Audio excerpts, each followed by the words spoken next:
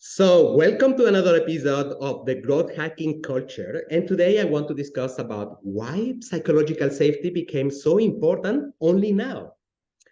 So, how wonderful it would be if, when we make a mistake, it's not held against us. If, when you are able to bring up problems at or tough issues at work, everything is fine. When, if your colleagues accept others for being different, if it is safe to take a risk, if it isn't difficult to ask for help. But let's stop dreaming this reality, because psychological safety is the most misunderstood dimension of work culture. So we believe that we are good at that, but very often under the business pressure, we simply suck at that. And today, I wanted to ask to someone who is a champion of culture change to tell us a little bit more and to use kind of her way of telling the truth in a very candid way about what is going on in organizations. My guest today is Maura Barclay, and I think that her personal story has to do a lot on how she ended up working on work culture. Maura, welcome. Can you tell us a little bit more? How did it end? How did you start having this passion for work culture? Thanks, Yvonne. I'm so excited to talk to you about this because, as you know, I am very passionate about psychologically safe cultures because they are the high performance cultures. This is what everybody wants. And psychological safety is one of the keys to good culture, and people just don't know how to do it. So I love to help companies take steps, small steps. These are not page one rewrites. These are little innovations to bring forth these cultures. And the way that I was introduced into the need was one of my very first jobs, and I have a very diverse resume. But one of my first jobs in life was a firefighter in Boulder, Colorado, for the city of Boulder, Colorado. Oh, yeah. And I was waiting for you to, because most people are like, what? I'm a 5'2" human female. And it was a lot of work to be able just to do that work. So I was also a bodybuilder. I lifted weights all the time. I was very, very strong. And, just like any other sports team, you need a variety of different sizes and shapes to be able to do the work. So that was my first real job. And as some of you know, those of you who are familiar with American firefighting, this is a job that you tend to die in. Like people, not, let me rephrase that. You tend to work until you are ready to leave. Like people don't come work for a few years and then leave. It's not like the knowledge economy. People go, they stay, and then their relatives come, right? It's a thing. And I decided I wanted to be a firefighter because I really wanted to do good. I felt called to service. I felt called to leave the world a better place than I found it. And I really love the idea of the black and white nature of firefighting. Fire bad, water good. Call the people who have the water. Like nobody, I thought, well, do I want to be a cop or do I want to be a firefighter? And I thought, well, people aren't excited when cops show up typically. I'm like, I like a fan club, so I'm going to ride on the big red truck. So I got an opportunity, and I also love emergency medicine. I loved being an EMT and working on the ambulance. So when I was working in the fire department, I recognized that there was a very clear lack of, I'll call it operating software in some of the men. For me, they didn't have a space in their brain. They've never been trained. So maybe no fault of their own. I'm not blaming anybody here. They'd never been trained how to work with a woman. They knew how to work with other men from different cultures and ethnicities, but they didn't know how to work with women because in their lives, women were either mothers, sisters, or girlfriends, right? So family, caretakers, or romantic partners. They did not have a space, the software, the space in their brain for colleague that we have fun with, but it doesn't end up in sex. Like that was because that's what all the movies show people. So Mm. there was a lot of education. And I remember at the time, I was very young at the time. I was in my 20s. And I remember I was so afraid of conflict. I just wanted to fit in, and I did not. I am Jewish. We have opinions. We typically need to prove how smart we are. In fact, I had no idea I was doing it. I mean, how obnoxious. They called me Webster. That was mine. Everybody gets a nickname, and mine was Webster Dictionary. And I thought, oh, these men will be so impressed when they see how smart I am. Wrong. Women don't do this. So if anything, I just threatened them, and they didn't want to deal with me at all.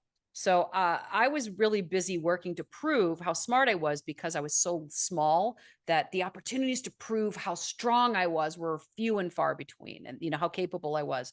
So that was kind of the introduction. And then there was a particular lieutenant that all the men despised.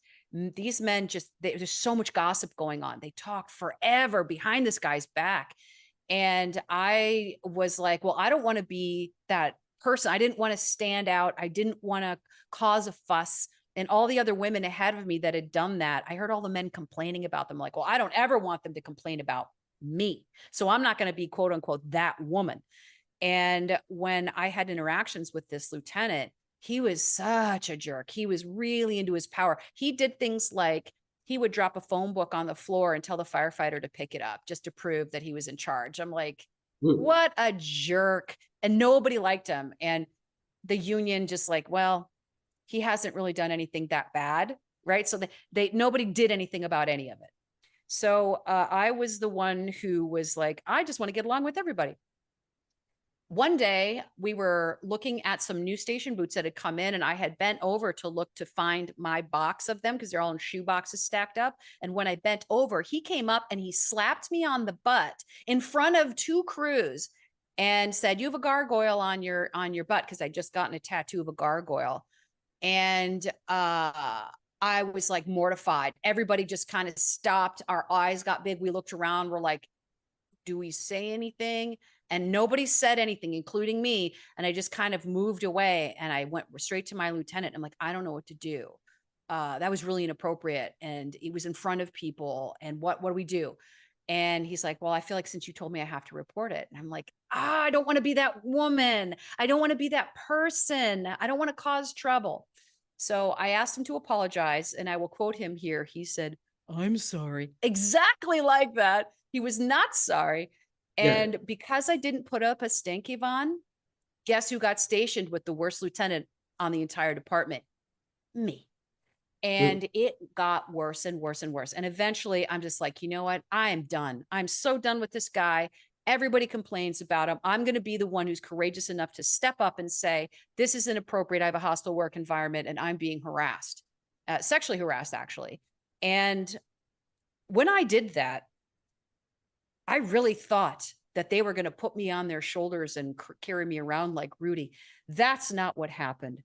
The union surrounded him to protect him, and I was ostracized. And this guy was so completely absurdly inappropriate that when the human resources interviewed him, they stopped the meeting and took the union aside and said, you need to coach him, because based on what he just said, we need to fire him. But we don't want to fire him because it's expensive to replace him because he's a lieutenant. So can you please coach him? I'm like, what? I couldn't even. So this showed me that I was not a culture fit for this particular. I was not aligned with the culture of this organization. And that particular policy was apparently never meant to be utilized. And that created a very I felt very unsafe. I felt completely exposed. I felt suddenly like all I had done was call a bad behavior to the carpet, and I had zero support. Take that back. There was a handful of men that were like, that was the right thing to do. There were, three of them. There were three of them out of like 80 people. So suddenly I felt very exposed. And when you are going into burning buildings with people, when you're going into burning buildings with men who are already afraid that you will not be able to pick them up out of a collapsed floor, and now they're angry at you, I just didn't know. I just didn't feel safe. I wasn't convinced that every single one of them would do the right thing if something happened in a building. And that scared the crap out of me. And I left because it took a lot of heart for me to be able to do the physical work. And because each one of them is like 6 feet tall and I'm like a foot shorter, and I was still able to do almost every single thing they could do. I couldn't kick a door in, but I could hammer it in. Right. So I just needed tools to do what they could do with their brute strength. So I felt very unseen, undervalued, and unsafe. So I left that job, and I would never forgot the impact of having policies you're not supposed to use, ghost policies, and this environment of behavioral norms that were secret.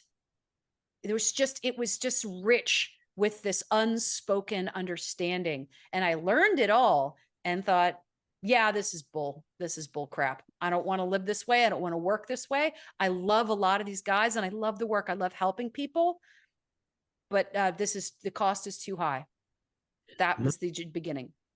What you are saying is quite powerful, because this is something that happens in a regular basis, in a daily basis. So Yeah. in my corporate experience, I have seen things in that direction. And as you said, I don't want to justify it because it's very human that saying I protect my crew, my crowd.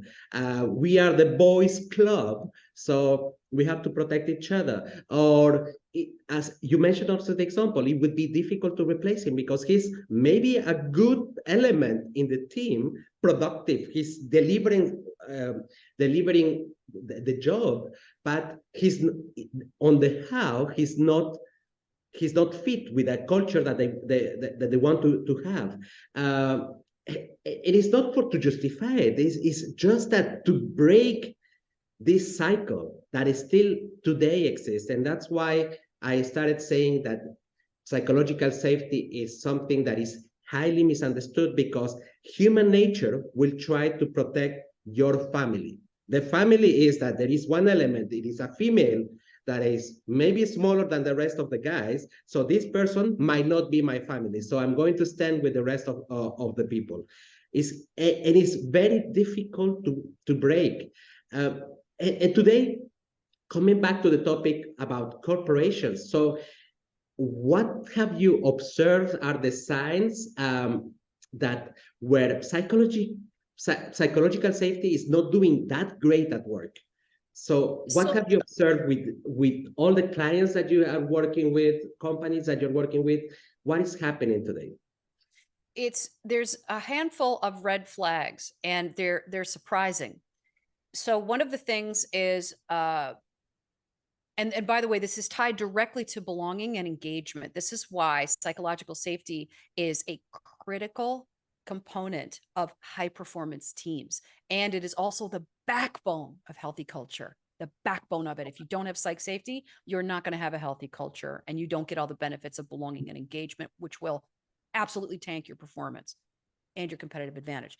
So one of the telltale signs is people will not give upstream feedback. They will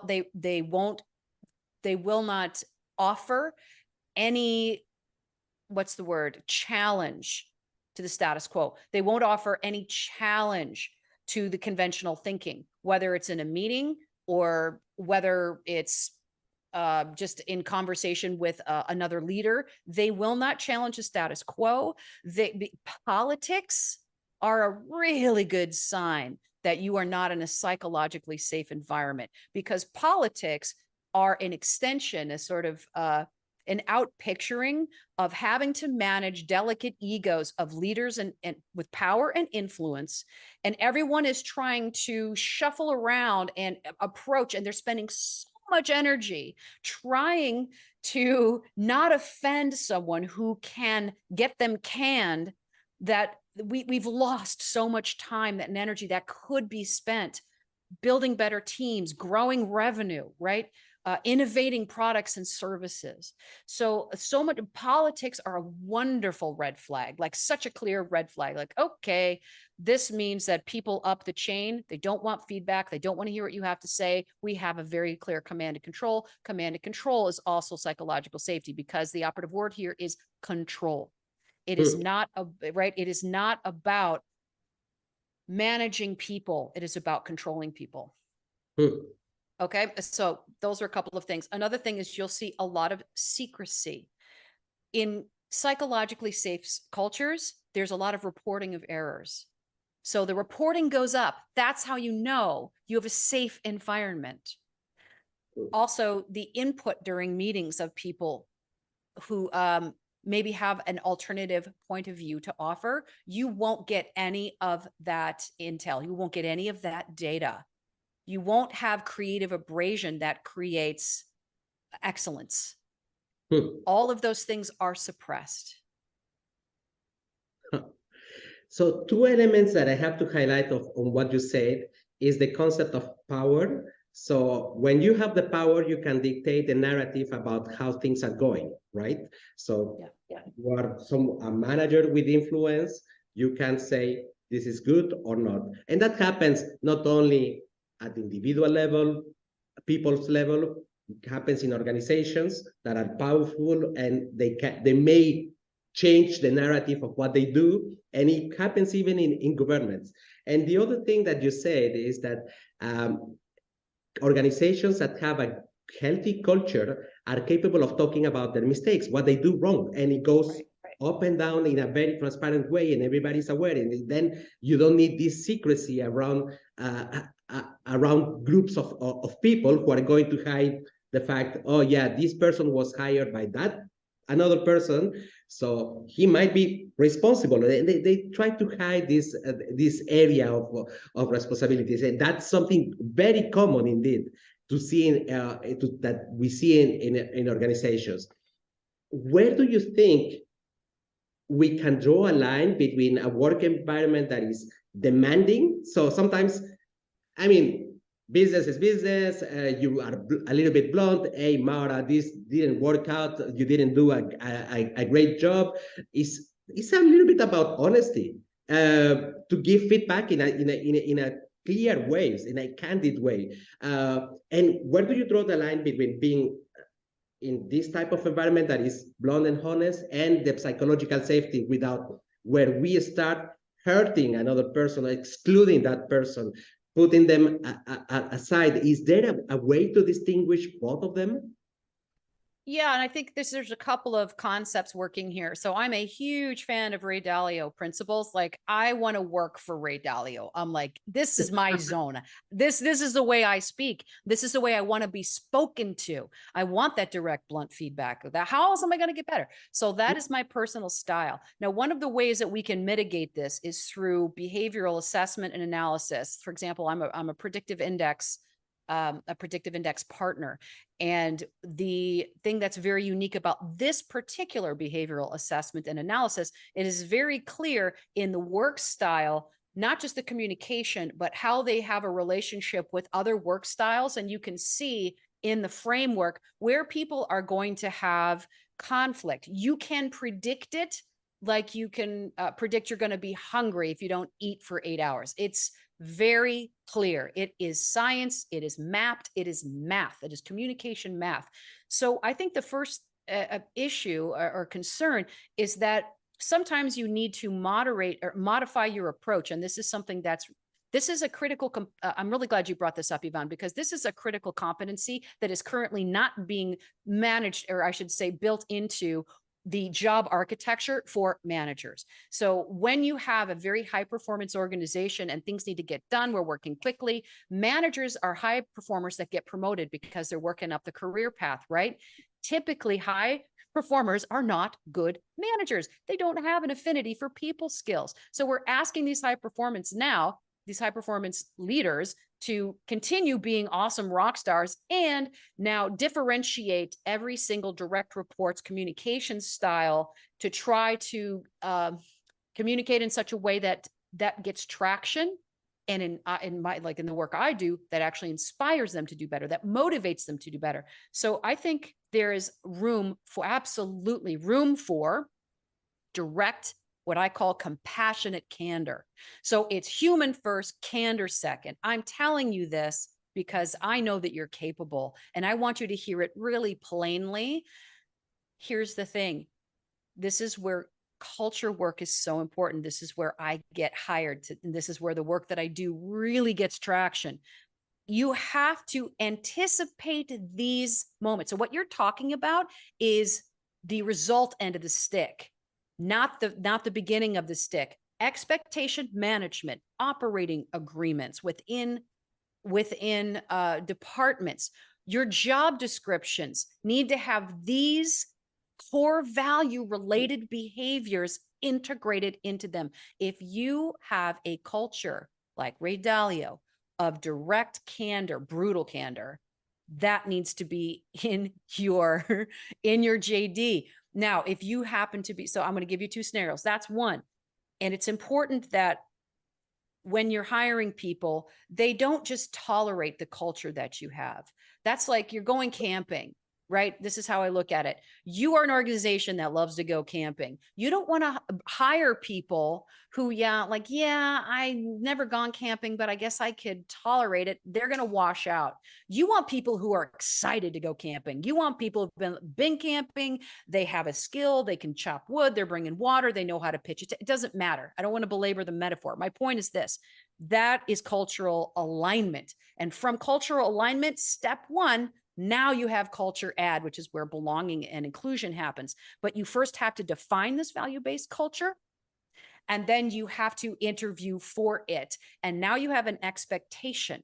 Now you're building your psychological safety net because they have already anticipated this is coming, and it's how they roll. Someone like me, I would love that environment. Someone who is, let's say, a millennial or a Gen Z who did not grow up with that kind, like if you grew up with participation trophies, constructive feedback might be tricky for you. This is just a reality. We need to embrace it and just like stop pointing fingers and complaining about grit. You know what? If you're complaining of grit, that tells me that you are not a good manager, that you are not managing these people effectively. Meet them where they are, which high performers are not trained to do. So there needs to be an accommodation, perhaps, if you have like me, I'm a very blunt person, but when I'm working with different stakeholders, I might as well be a different person because it's about the approach. It's about getting the work done. And I want each person to feel safe with me. I want them to feel respected and seen by me. I want them to feel like no matter what it is they have to say, there is room, there is space, as long as it's constructive and respectful. Boom, that's it. So you need to define the rules of engagement. And companies are not good at this. There's no standardized process. Well, if they hire me, there's a standardized process. But we need a standardized process to bring this very normal rule of engagement to every single touch point of the employee experience. And there is a lot of confusion, in fact, because companies believe that because you want to establish a human-centric work culture, that you cannot be blunt anymore. And that is not true. That came true because there was a couple of, I don't know, life coaches that were introduced in an organization, and maybe they don't have enough background about what it takes to do business, what is the human psychology, because we can take normal feedback, blunt feedback, and move on. We have got parents who have been quite blunt sometimes with us, and we have been thriving. We have been also loving that father who was a little bit saying the stuff, don't do that because it's shit or whatever, and we have survived. So it is possible in organizations to be very business driven and at the same time very human driven. And I gave the wrong example about this paternalistic approach, like a father, because parents can be emotional beings also. They are not always right.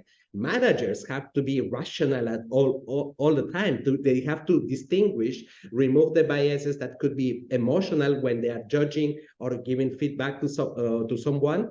So it will not be totally like having a father telling us what to do. Agreed, agreed. And I think one of the key points here is a real sign of psychological safety is if you have a high performers in a management position, they've been trained to do the feedback, but they're just not good at it. They don't have an affinity for it. And why should they? Again, the system is a little bit set up. It is a little bit inefficient, just conventional way of doing it.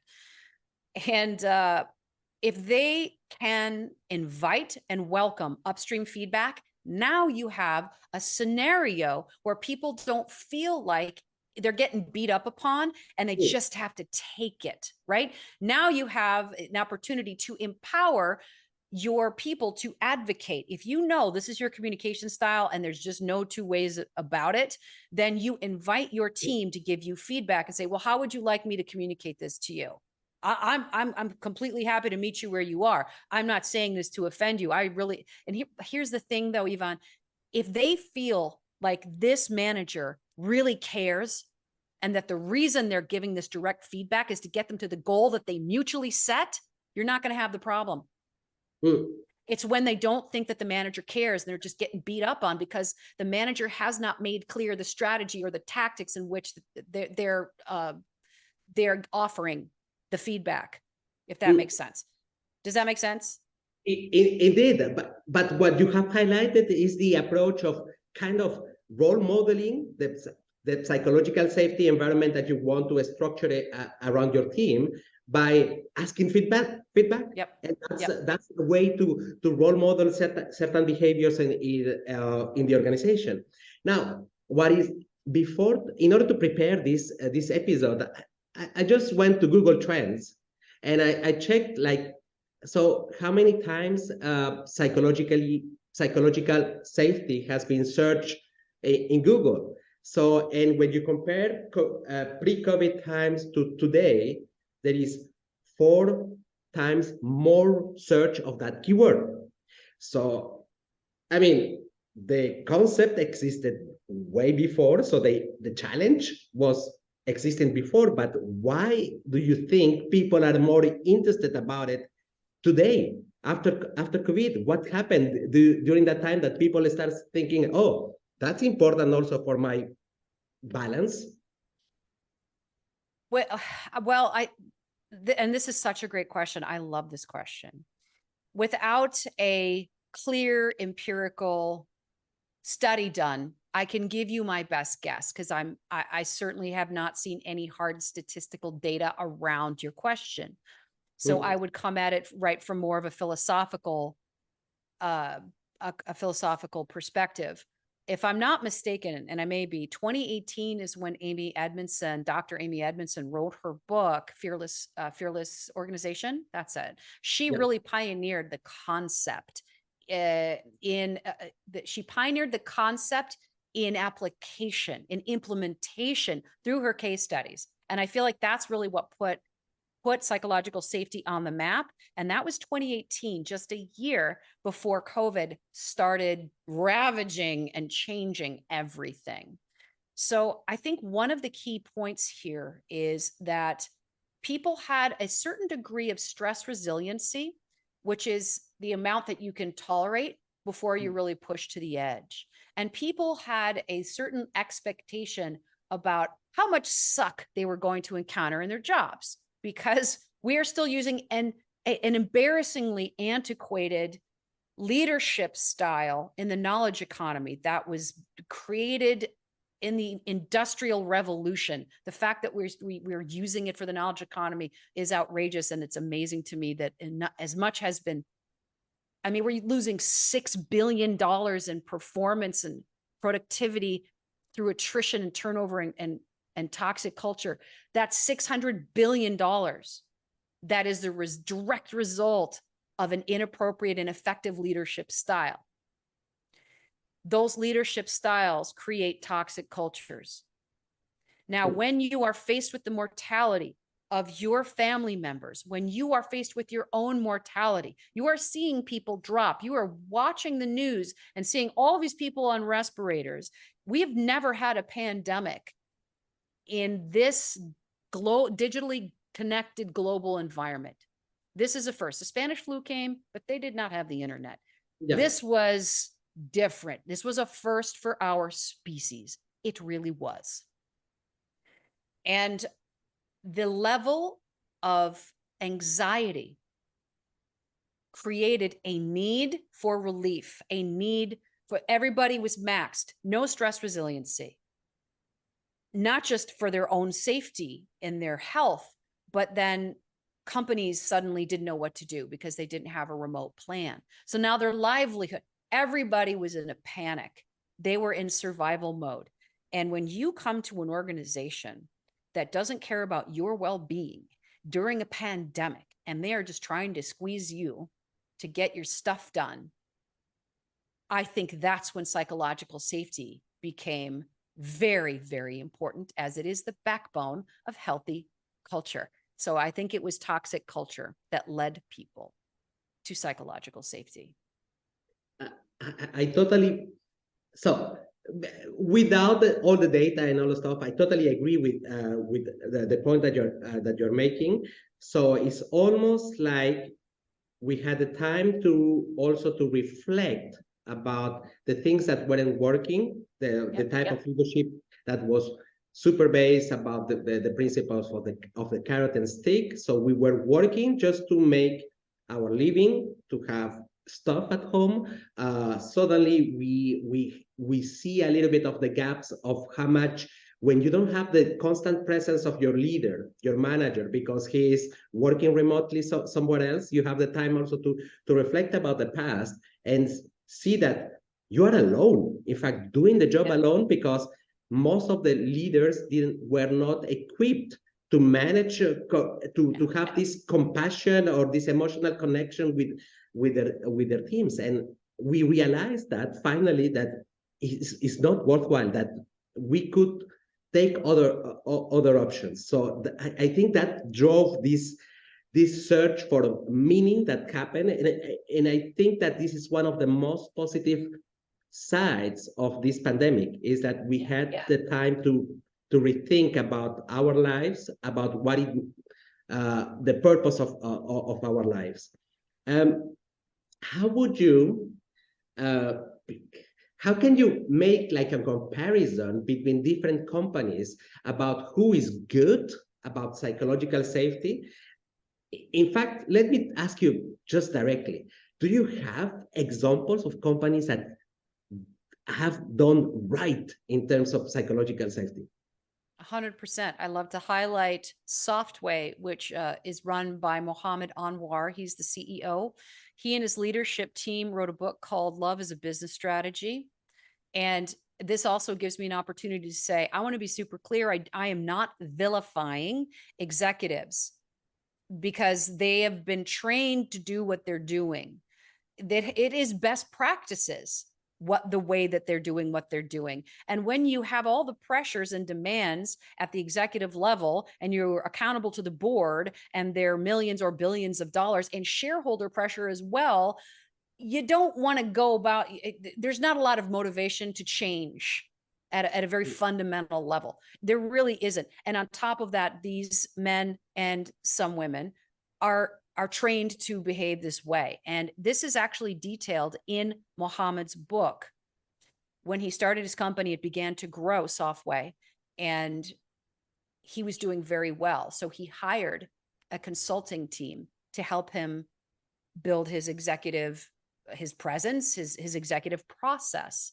And they are like, well, first you got to go get a really expensive car. Your car has to cost 6 figures. Second, you need to have the biggest office, and it's got to have a lot of window. You got to have it like on a different floor. It's got to be really impressive. Number 3, stop talking to your people. Stop engaging with your people. You need to put distance between you and your people.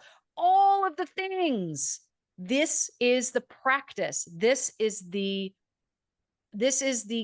common methodology that indoctrinates executives. They're all trained this way. This is the way. And so what wound up happening, and the whole time he's like, are you sure? It felt very counterintuitive to him, but he was a young guy with a successful, I think it's a SaaS company. So he's like, okay, if you say so. They're like, trust us. This is the way you do things. I mean, that's why he hired them, right? Yeah. His company got a little bump, a little bump, because that's what happens. There's a little bump, and then the crash began, and it just went to complete crap. And he wound up in, I think it was 7-figure debt, and the company was almost done for when he recognized that the way that they had encouraged him to lead was not sustainable at all. And it was really contrary to the little culture that he had begun to build. And he did a full 180, mea culpa, complete humility. I'm so sorry. He asked for forgiveness. He gathered everybody around. He's like, this is all me. He had extreme ownership. Another one of my favorite books right now. He took extreme ownership of the situation. He apologized. He admitted he was wrong. He asked for forgiveness. Then he sought feedback to fix it and move forward. They had completely dehumanized his organization and the people in it. And he needed then to turn it around and rehumanize everybody. It was so successful. He built, and I don't have the statistic on top of my head, unfortunately. He was so successful that other companies hired him and his leadership team to come and explain how they did it. And they eventually created a training called Seneca Leadership. I mean, it turned into a whole thing. And now they have a culture consulting company called Culture Plus on the strength of their Wall Street Times best-selling novel. So they're just one example of companies that are absolutely doing it correct. And I think the operative word here is now humility, and it has to start at the top. And that is not how executives are trained at all. I think that the key message is not don't hire consultants to help you out with the work culture. But I think that companies need to be mindful about the type of people that they get in order to help them. So I'm just throwing something is that if the company or the person who is helping you to create this psychological safety doesn't have any background about how the human psychology works, forget it. Because it's definitely a must, especially in the last years, there is a lot of good progress in terms of understanding about how people react to change, how culture, the impact of culture with certain dimensions, certain behaviors that can be reinforced. There is a lot of good books that have been created, and they are not books from McKinsey. No, there are books especially from people who has, like the example that you gave, who has gone through the creation of healthy cultures. So that is quite important. The other thing to understand is that change cannot happen with awareness sessions, trainings. It needs to be something that is a little bit more consistent because it takes time. Our brain is not made to change from one day to the other. We are afraid of change, right? Even when I'm thinking about having a healthier lifestyle, it's a painful exercise for me. So imagine that at the size of an organization, people who are used to do the same thing again and again, the same behaviors that were tolerated 10 years ago, this slap in the butt that you mentioned, this mini joke about because I'm brown or because I'm a girl or whatever, that thing, to change it takes a little bit of time, and it needs to have a little bit of knowledge of behavioral science in order to conduct the change in a healthier way. So that's my take on the story that you gave us. Yeah, well, I have a very, I would say, unconventional take on culture work. I don't think it should be part of human resources. It needs to be its own department, and it should roll up under the chief operating officer, because psychological safety is absolutely operational. I would say an operational policy-based function. You can absolutely operationalize psychological safety. In fact, it needs to happen. And part of doing that is building the culture, continuity, employee experience, starting at the job description and how you put them through, right? The application process, the onboarding. The onboarding is where they're really going to get a clear sense of it. And the idea is you are reinforcing You are reinforcing the safety. You are demonstrating the safety. You are you're showing examples of it in real time so that they trust, right? And to your point, I think that the first place we need to sort of aim our psychological safety cannon, if you will. That's terrible using a weapon metaphor. Gosh, humans, we're so violent. We're so Exactly, Maura. violent. All right, We're hold on. so We're going to do this. American. Okay, here, I know it's so American. All right, how about this? Where we're going to aim the psychological breeze, we're going to aim the breeze is creating psychological safety for middle-aged white men, because the journey into humility is one of self-actualization, self-acceptance, and it is very scary when you've been taught if you show vulnerability, you will be killed by your peers. This is training. This is how males police each other. Yeah. And it's terrifying when you walk in and like all these men are just like within 30 seconds, they're all saying where they went to go to school. They're one-upping each other. They're all super competitive and aggressive. I'm like, of course, they're not going to be humble or mea culpa in that environment. I wouldn't either. So part of it is, and I have this expression that an ounce of CEO commitment is worth a pound of HR policy, because it starts at the top. And that's exactly what Muhammad Anwar did, is he came with mea culpa, and it was just a dog pile of agreement and consensus, because the more power and influence you have, the less effort it takes to move the needle. All you have to, if the CEO, you have to drop a pebble. When you're a CHRO, you're carrying around mountains of boulders trying to create these ripple effects. No, because the people are going to listen to the people who have the most seniority, the most power to influence their world. And when those people with that influence are capable of effectively communicating through humility that they care about their wellness, they care about their well-being, they value and appreciate their work because it is achieving the strategic objectives set by the CEO. Yeah, I don't mean to be incredulous, but I'm like, how do people not get this? And here's the thing, they do get it, they don't know how to do it.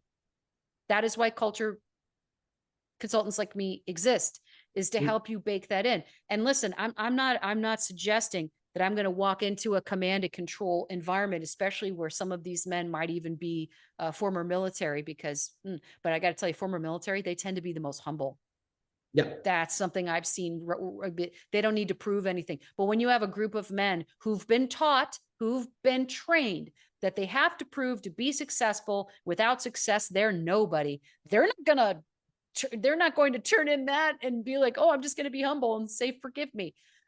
This is a journey. So it is a graduated process. It doesn't require a full personal 180. What we're talking about is, a graduated approach where you change your communication strategy so that the correct messaging is being delivered, and then it's supported by human resources, because they are absolutely a huge component of psychological safety and healthy culture, but it shouldn't be their domain. They need to be in support of the executive suite.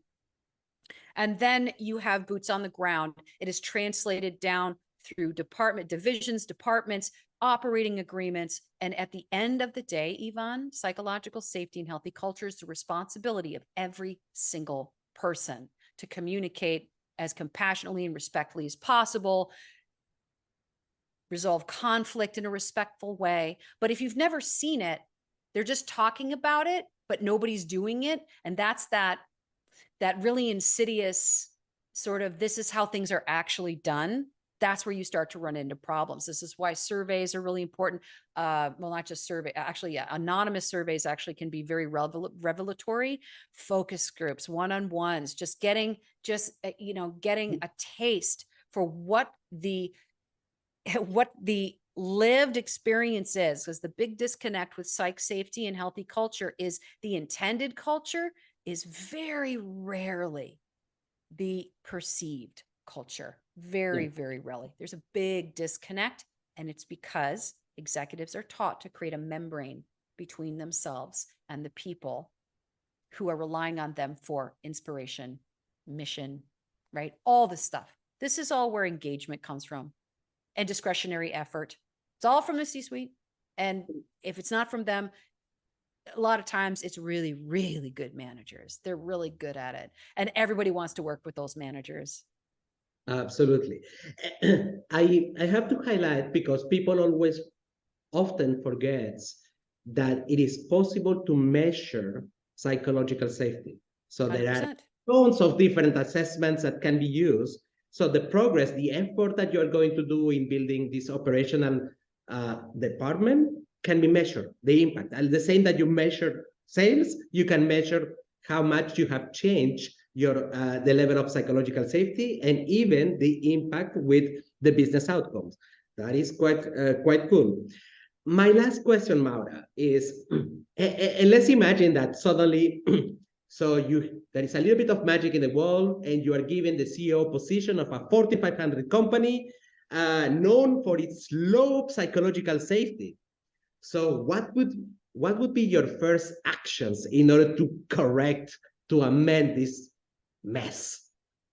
I think my first action would get a really accurate gap analysis and find out, all right, what are the key metrics that have been impacted the most with this toxic culture? So I would want to really get a prioritization of where we're really missing the mark, because if I don't know that when I begin my foray into psych safety and healthy culture, then I'm not going to be able to see the results in performance and, gains in revenue and things of this nature. So the first thing I want to do is measure.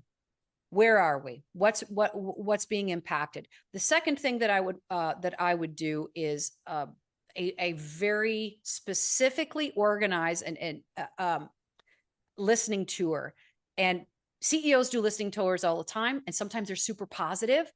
If you are in a psychologically unsafe environment, not a single person is going to be honest with you. Know that. So there is a particular tactic that I would use. Maybe it's a little crafty, but I use this and I suggest this to managers all the time to help them demonstrate what psych safety looks like. So if people haven't seen it modeled, they won't know. So you put what in the room, you put what I call the first domino.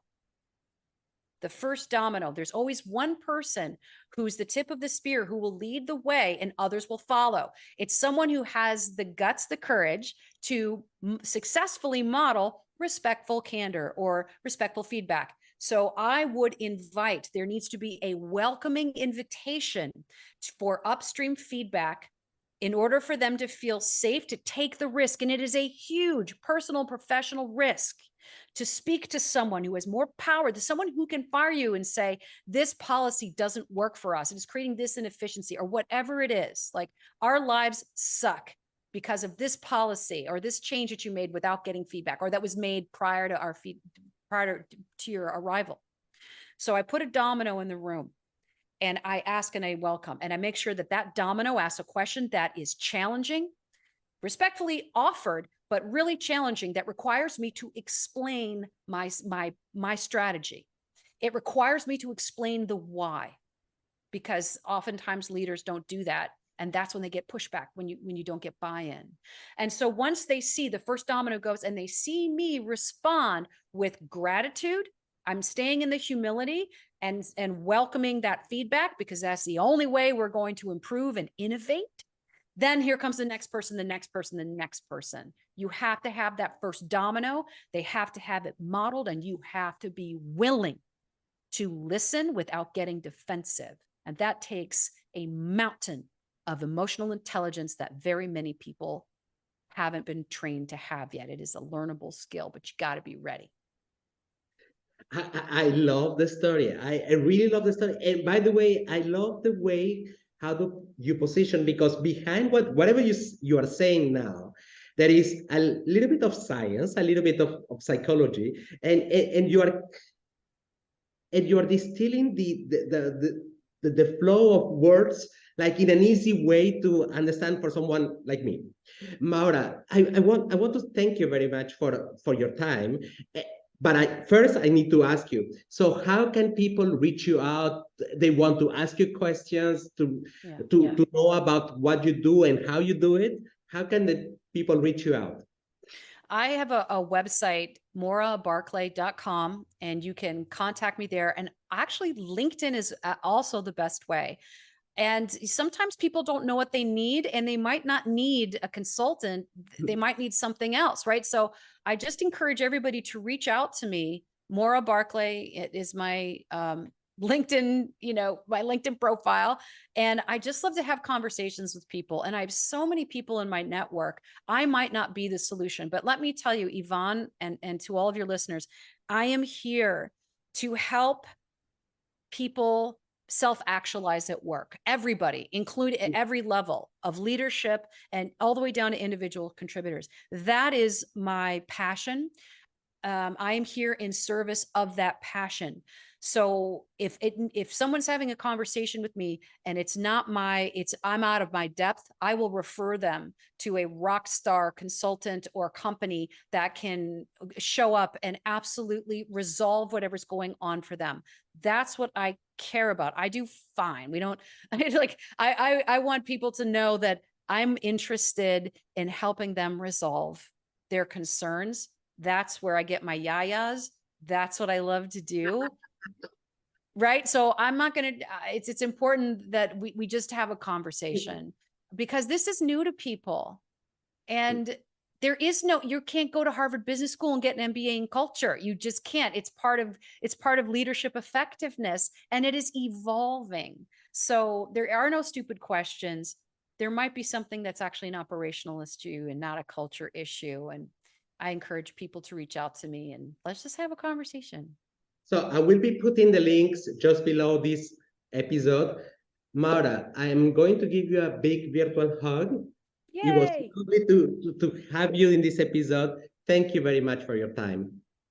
Thank you, Yvonne. It was a real pleasure. I appreciate you, and I appreciate the opportunity to share all this with your listeners.